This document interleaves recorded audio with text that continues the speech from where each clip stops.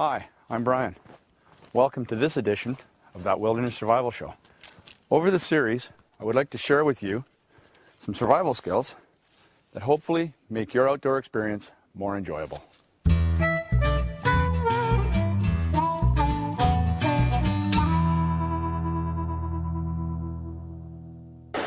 So today we're going to talk about water. Water is the most important thing that you can have in a wilderness survival situation. If you don't have water, what happens is you get dehydrated and you start to get thoughts and actions that are not conducive to wilderness survival. So you have to stay hydrated. At least 8 cups of water a day. Whether that means packing your water in with you if you've just gone on a hike or whatever the situation is. I want to discuss a little bit about dehydration and some of the signs of dehydration. Some of the signs of dehydration. If you've got a dry mouth, you're already too dehydrated. If you start to notice your friends are starting to slur their words or do erratic things, they're most likely dehydrated. And another sign is what I call sausage fingers, or where your hands and fingers get swollen up and they feel tight, the skin feels tight. Those are some of the signs of dehydration. So what I'm going to do right now is I'm going to show you some of the ways to collect, store water, and we're going to go off and see if we can't make a solar still.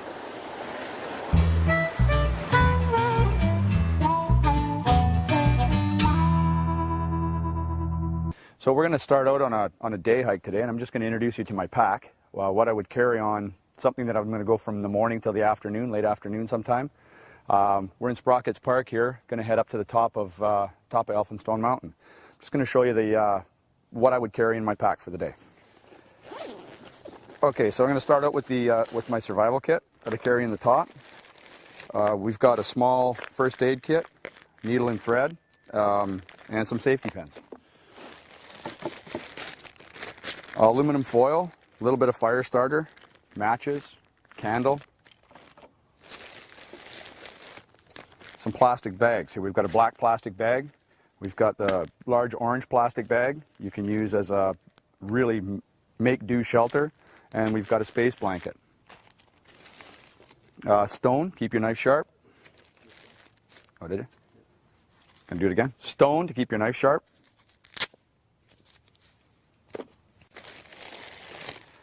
Assortments of, we've got a peelless whistle, a pen, piece of paper, and a glow stick. We've got a mirror, assortments of string, and a flint fire starter. I encourage people to personalize your survival kit. So what you think you're going to need. I'm not talking about going out for a 1-hour fitness hike, although it's not a bad idea. If you're going to go out for a full day, personalize your first aid kit, your survival kit, for the stuff that you're going to need the most.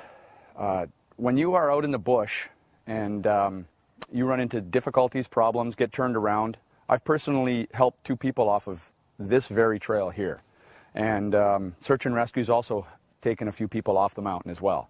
You can get turned around and you can get lost. Another thing I carry is a compass. You can carry your food, your water, everything in your day pack.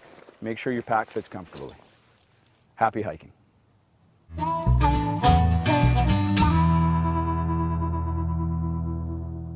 Okay, so we find ourselves at a nice little stream here, and I'm going to talk about how and where to collect your water on a moving stream. What we need to do is we need to know what's upstream of the creek or river that we're going to collect the water in.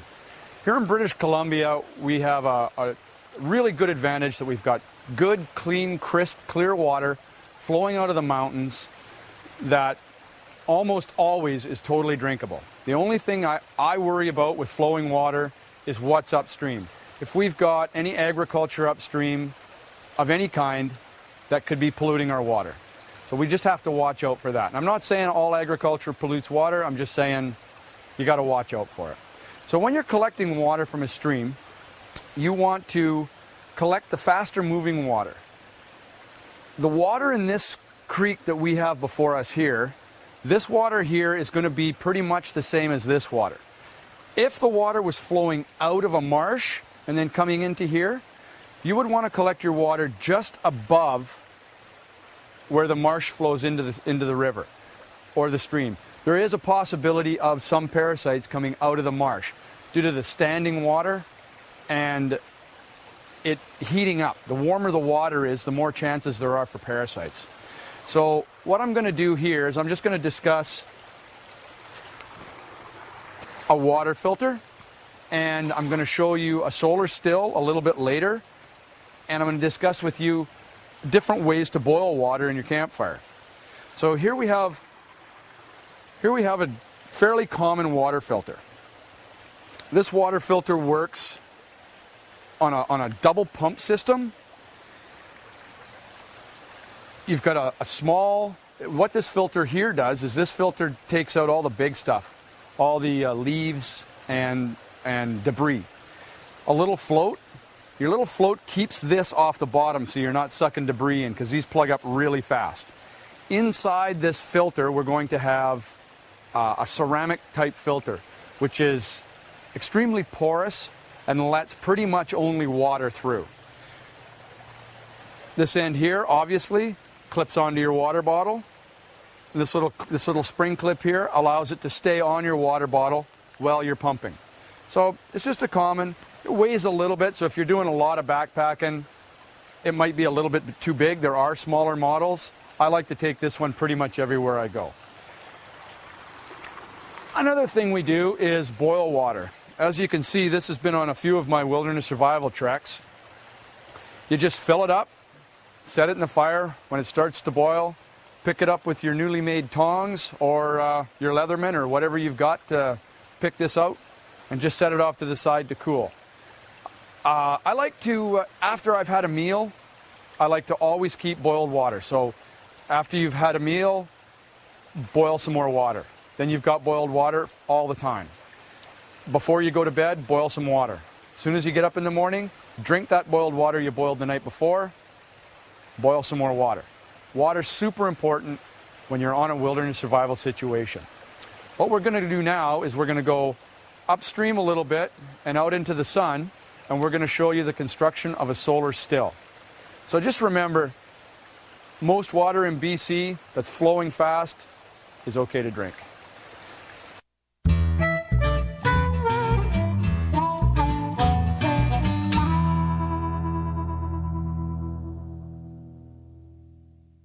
When you're in the bush, I like to keep sharp tools on me. My hatchet,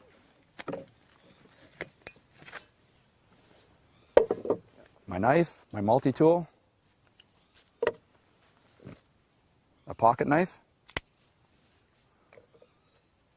and my hunting knife.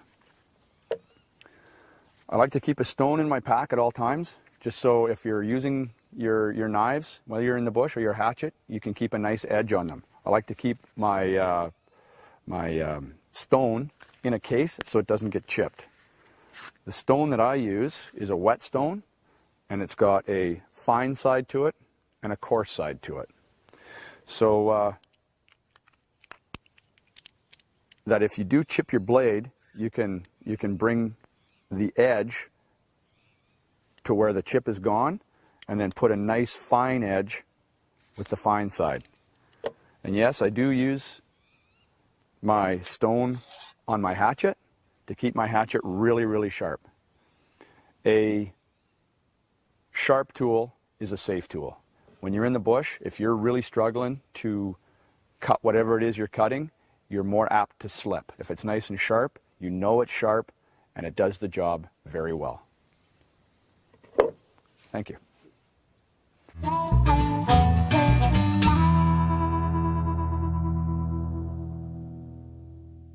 If I make a mistake, will you give me away? Will you leave me behind when you move? I'm cute now, but someday I'll grow up and you'll get tired of me. We know we're a lot to handle. Which one of us will you get rid of? Do I really have to beg for your love? Please don't make me sleep outside. Would you hit me if I scratched the couch? My parents are allergic to me. Can I come and live with you? If I wet my bed, will you rub my nose in it? If you won't play with me, who will? I cry when I'm left alone. Will you have me put down?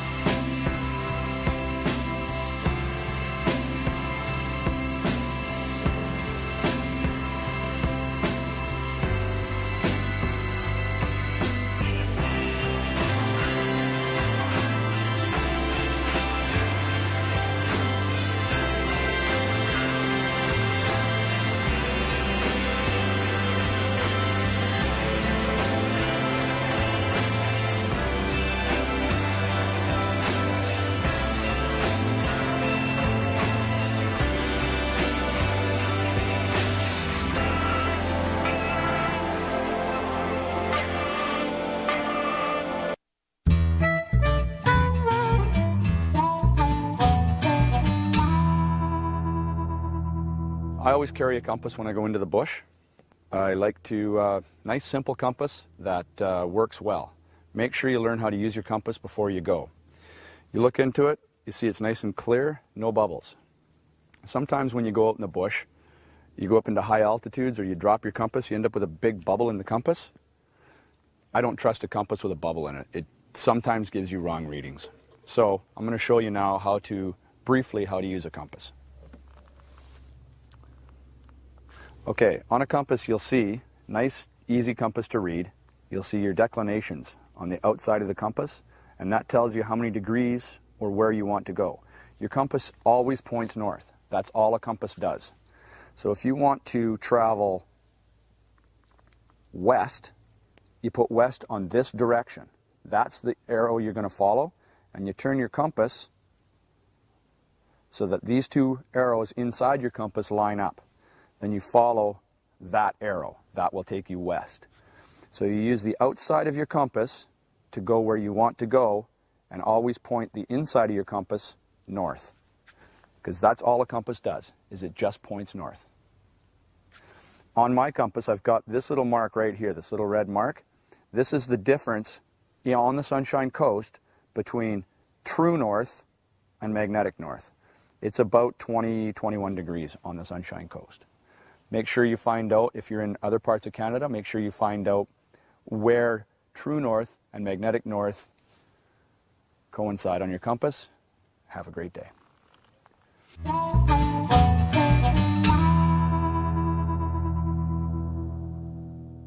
So what we're going to do is we're going to discuss how, the construction of a solar still. A little earlier I was talking about water and boiling water in a container. Always, always, always make sure your container doesn't have any plastic lining. You don't want to boil water in plastic. Plastic is known to give off things that we're not supposed to have in our body. So just remember, if you're going to boil water in a water bottle like I do, make sure there's no lining in the water bottle. Now, solar still is just that. It uses the sun to, as the evaporation comes out of the ground from the heat from the sun, it condenses on the back of this plastic. So what we're going to do is we're going to dig a small hole in the ground, put a cup in the bottom, put a small tube in the cup, and run it out the side of the hole. Then you design your plastic so that it makes a funnel down to the cup, and the water runs down the inside of the plastic and collects in the cup. Your tube is for drinking out of. You don't have to take your solar still apart all the time and drink out of the cup. You just lay down beside it, or depending on how long your tube is, you lay down beside it, drink out of the cup till it's dry, and let your solar still keep working. So we're going to go over here to this pile of sand and construct a solar still.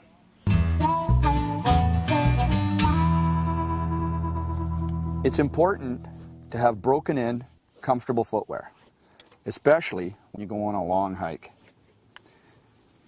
And if you do happen to get blisters, carry something like moleskin. It makes your hike much more enjoyable. Okay, so we got this really nice sand pile here. I'm gonna show you the construction of a solar still. A solar still isn't something you want to dig a really deep hole with. It's something you want to dig a big hole with. And it's going to rely on the amount of plastic that you have at hand.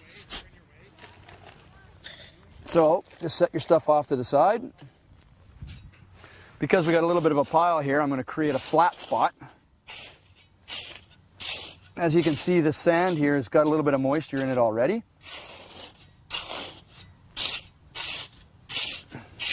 All right, now we start going down a bit.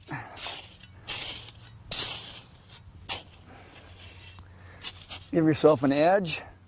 Now remember, it's only conducive to the size of your plastic. So what you want to do, depending on how wide your plastic is going to depend on how wide your hole is going to be.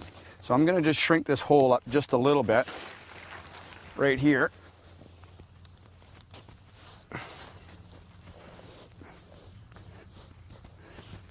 Okay, we got a fairly nice hole here. Now, take your cup, set your cup right in the bottom of the hole. You take your tube and you set your tube into the bottom of the cup, and so that it hangs out the side like this. And like I said, even if you have to lay down beside it to drink out of it, that's okay. So now you bring your plastic over the top and you start holding the plastic down. So you're going to want to use whatever materials you've got at hand. I have sand at hand right now, so we're going to use sand. And it's okay if sand falls into the middle of this, because what you want to do is you want to make it so that the point occurs right where the cup is in the bottom of this hole. Remember, nothing's going to get into your cup because the plastic's protecting your cup, except the water on the back of the plastic. As it evaporates out of the ground, it collects on the plastic and then runs down the taper. So you're going to have a nice point right above your cup. That's where your sand is making the point, and all the moisture that's being evaporated out of the ground is collecting on the back side of the plastic and going into the middle. Your hose is just on the edge. You just lay down beside it and drink out of the hose. That's how you construct a solar still. You never have to deconstruct it. So if you're going to make a solar still, make a really good one. And then you can just, as much as you can collect, you can drink.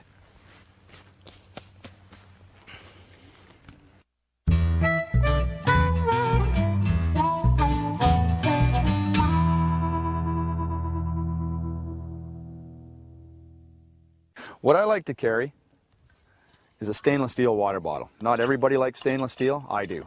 The reason I like a stainless steel non-coated water bottle is if I get into an area where I think I need to boil the water, I can light a fire. As you can see, this is all blackened and charred, and I boil my water right in my water bottle. Always remember to take the top off or you won't be able to find it when it blows off. I'd like to talk a little bit about our flashlights.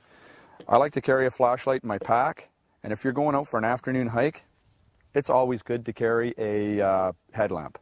There's a multitude of different kinds of headlamps you can carry. Spare batteries are essential.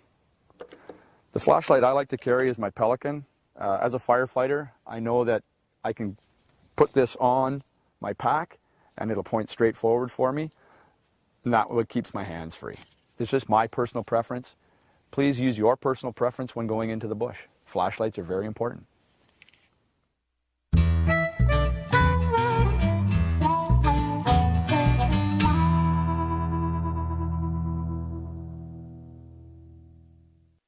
How far do you have to go to get away from it all? When you live by healthy streams and rivers, not very far at all. But our urban waters need your help to remain clean and natural, like they used to be. When landowners respect the natural integrity of urban waterways, we help provide a better home for wildlife, fish, and people. Protecting your urban waters is an investment in your quality of life. To learn more about protecting urban waterways, contact Trout Unlimited Canada at 1-800-909-6040. Canada's towns and cities have a rich cultural and natural heritage. For those of us who live and work within these urban landscapes, we need the beauty and the environmental benefits of trees. Conserving these natural landscapes is everyone's responsibility. Help Tree Canada grow clean air. Trees do their part. Let's do ours. Hi, I'm Valerie Pringle, and I'm chair of the board of the Trans-Canada Trail, and we are all proud supporters. We've already built 10,000 kilometers, but there's 8,000 still to go before this vision becomes reality. But we need your help to complete this great national dream. Every $50 you donate builds another meter of trail. In recognition, we'll put your name in a trail pavilion. Call now. Help complete the Trans-Canada Trail. Sunshine, warming, energizing, life-giving. Like the effect of the sun on all living things, the Sunshine Foundation of Canada brings warmth and hope to children with severe physical disabilities and life-threatening illnesses. For 20 years, Sunshine has been making dreams come true, creating smiles and happy memories to last a lifetime. Sunshine Foundation, dreams for kids. Help brighten a child's life. Visit sunshine.ca today.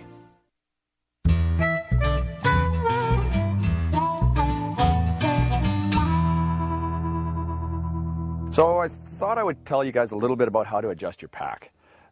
If you're out in the bush and you have a misadjusted pack, it can put little wear spots on your skin. It actually cause blisters. So this is the pack that I use, and it's very multi-adjustable. There's small day packs and stuff. Usually you can't adjust them. This a pack that you bring into the bush with you, and you're going to go on a long hike. You want it to be able to adjust exactly to your body. So this pack opens up. You can adjust your hips. Here, this moves up and down. All right, and these aluminum bars that are in here, they actually, you undo the Velcros on them, and you can move them up and down according to where your hips fit the best to your shoulders.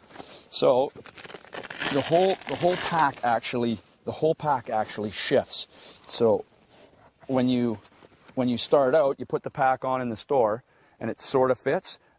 Then what you do is you make sure that the pack, if it's a little bit short for you in the store, you're going to want to talk to the person that's selling you the pack to make sure that it can extend or compact, depending on how your shoulders and your hips, the length of your shoulders and your hips. So this pack also, once you put the pack on and you've got it packed, it adjusts at the top of your shoulders. In a moment I'll put the pack on and show you. On both sides, it adjusts for the length. So that puts where this fits on your body. All right? So with this pack, we put it on.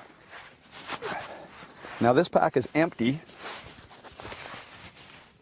And you want these straps want to be loose when you take your pack off.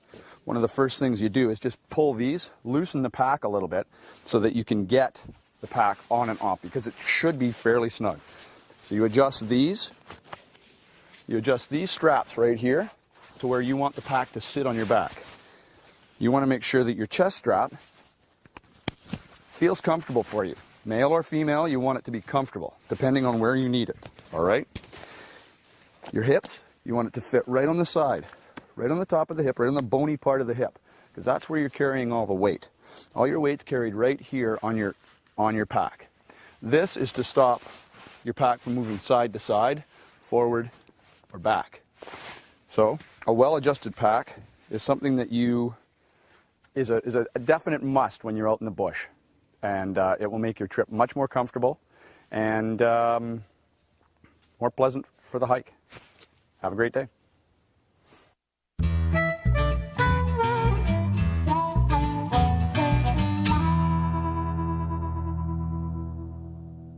Okay, here we constructed a solar still earlier in the day because it does take time. Depending on how much water you've got in the ground is how much water you're going to collect in your cup. You can see the water droplets on the back of this piece of plastic, and what they're doing is they're running down to the point, and the cup is underneath that bit of sand. So this solar still is working really well right now. What I'm going to do is I'm just going to take a little draw off of the hose off the side here, and we'll see how much water we've collected.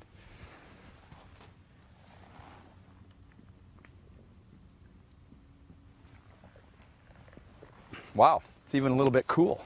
So yeah, a functioning solar still. You never have to take it apart. You've got water in the bottom. You just drink it straight out of there.